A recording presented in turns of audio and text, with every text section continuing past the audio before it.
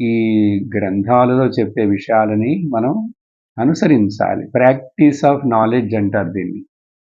Practice చేయకపోతే ప్రయోజనం ఏముంటుంది?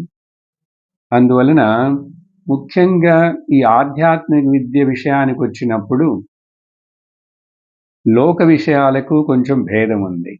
లోక విషయాలలో ఉదాహరణకు నేను నేర్చుకున్నవి, నేను విన్నవి, చదివినవన్నీ కూడా అన్ని సార్లు అన్ని చోట్ల అప్లై చేయాల్సిన అవసరం లేదు కదా.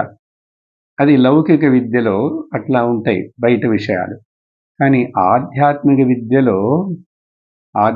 విద్యలో ఇది పూర్తిగా నా గురించి సబ్జెక్టివ్గా ఉంది కాబట్టి దీన్ని నేను తప్పనిసరిగా అనుసరించి తీరాలి.